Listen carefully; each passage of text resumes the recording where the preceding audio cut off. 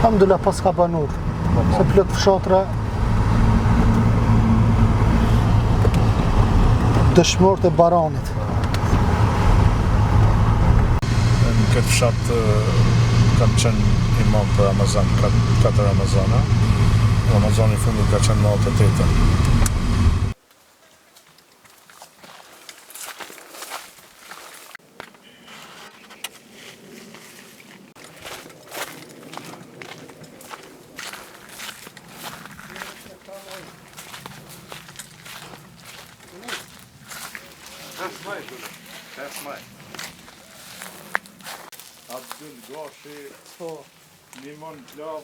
Bismillahirrahmanirrahim. Falenderojmë Allahun e Madhërisëm. Ja jemi këtu te vendi ku është kryer masakra e Lugit të Baranit, përkatësisht Baranit të Epërm. Jemi në fshatin Barani Epërm. Këtu sav batarja në 1913 ka masakruar këta burra të cilët refuzuan me pranu fen ortodokse, ishin musliman të përkushtuar, saqë edhe në këngën popullore që është kënduar në odat shqiptare, po e ngrit gishtin përpjet duke ra shahadet, sa vajzi gishtin po ja pret.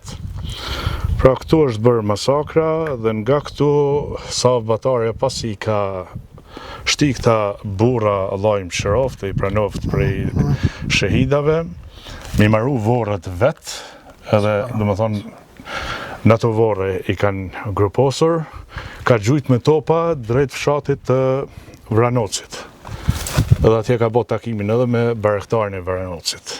Pra mu po më vjen keq komuna është dashtur që këtë vend të mbaj mirë dhe jo me mbuluar therat qysh e pas kanë mbuluar.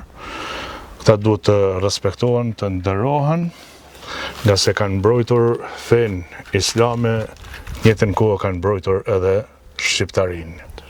Nga se qëllimi i sav batarës ishte që me i larguar nga feja islame, me bë ortodoks, edhe një nga ortodoks mu slavi zu.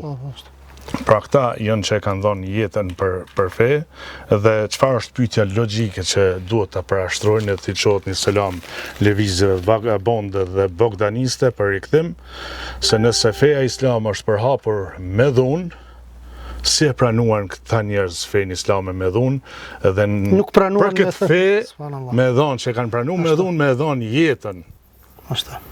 Por brez pas brezin nga ai pari tyne që ka pranu islamin, po edhe të partë e mitë që kanë pranu islamin, është treguar, është transmetuar të gjenerat pas gjenerate që feja islam është fe më mirë, më pastër, më paq, nga se përpara katolikët kanë pas që për me trash fejnë më konë sa ma fetar mos më pastru, mos më la.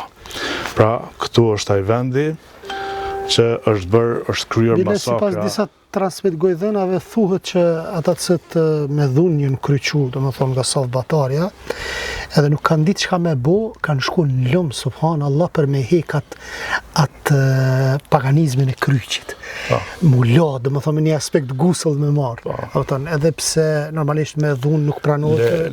Lejohet ta mohosh Zotin në presionin e dhunshëm. Mirë, po ata subhanallahu kanë qëndru, më thonë fuqishëm këtë fema dhe shtorë. Këto kanë pasë se nuk ka rrugë dalje tjetër, o vdekje, o liri.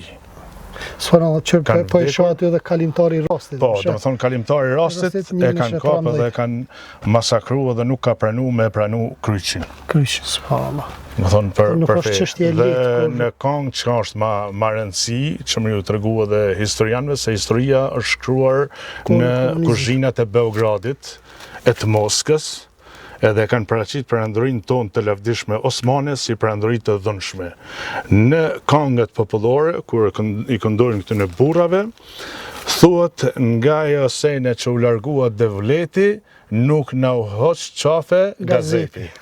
Do të thonë, shkau, ata nuk kanë qenë gazep sa u kanë perandoria osmane, gazepi është shtuar kur është largu perandoria osmane.